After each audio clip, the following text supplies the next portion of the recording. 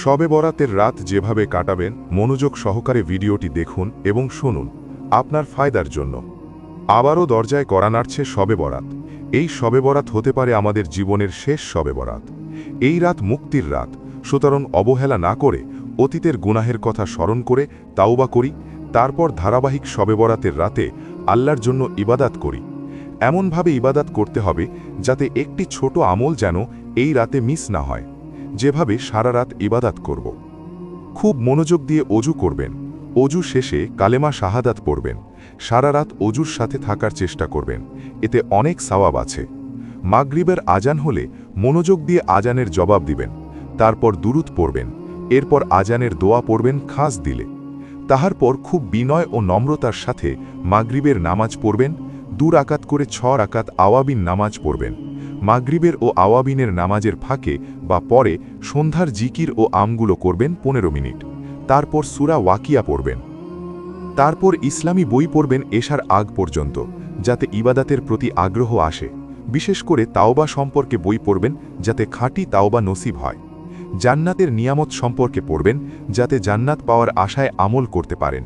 এবং জাহান্নামের শাস্তি সম্পর্কে পড়বেন, যাতে জাহান্নামের কঠিন আযাবের কথা স্মরণ করে ইবাদত ও তাওবা করা যায়। তারপর অনুরূপ এশার নামাজ পড়বেন। এশার নামাজের পর হাদিসে বর্ণিত আমল করবেন, সূরা মুলক পড়বেন। তারপর খুব বিনয়ের সাথে খাঁটি তাওবা করবেন। এই রাতে বারবার তাওবা করবেন, কারণ তাওবাকারী ব্যক্তি পাপহীন ব্যক্তির ন্যায়। সামান্য খাবেন, বেশি খেলে ইবাদত করতে অলসতা আসবে।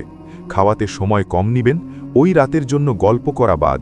একটি রাত অবহেলা করে সময় পার করবেন না।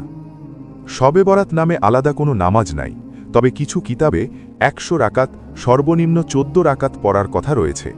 2 রাকাত করে নফলের নিয়তে যত রাকাত ইচ্ছে নফল নামাজ পড়বেন ইখলাসের সাথে। 2 রাকাতের মাঝখানে তাওবা ও দোয়া করবেন। কুরআন তেলাওয়াত করবেন, যত বেশি পড়বেন ভালো। সালাতুত তাসবিহের নামাজ পড়বেন। কমপক্ষে 1000 বার করে দুরুদ ও ইস্তেগফার করবেন।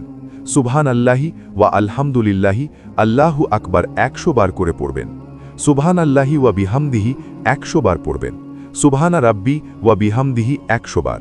হাসবুন আল্লাহু ওয়া নিয়ামাল ওয়াকিল, নিয়ামাল মাওলা ওয়া নিয়ামান নাসির যতবার ইচ্ছে পড়বেন। লা ইলাহা ইল্লাল্লাহ 100 বার। এই আমলগুলো 2 রাকাত করে যে নফল নামাজ পড়বেন তার ফাঁকে ফাঁকে করবেন। দান সদকা করবেন সামর্থ্য অনুযায়ী। ইতিম, গরিব, বিধবা হলে দান করলে ভালো। পুরুষ কবরে গিয়ে জিয়ারত করবেন এবং আপনার পাশের আউলিয়া কেরামের মাজার জিয়ারত করবেন। মহিলা বাড়ি থেকে বা দূর থেকে জিয়ারত করবেন, কেননা রাসূল সাল্লাল্লাহু আলাইহি ওয়াসাল্লাম এই রাতে জান্নাতুল বাকিতে জিয়ারত করেছেন। তারপর 3টের দিকে 2 রাকাত করে সর্বোচ্চ 12 রাকাত তাহাজ্জুদ নামাজ পড়বেন, সাহরি খাবেন। দোয়া ও তাওবা করবেন বেশি করে, বেশি বেশি দুরুদ শরীফ পড়বেন। পরিশেষে ফজরের সময় হলে ফজরের নামাজ পড়ে জিকির করে শেষ মোনাজাত দিয়ে ঘুমাবেন। ধন্যবাদ। সওয়াবের নিয়তে পৌঁছে দিবেন সবার কাছে।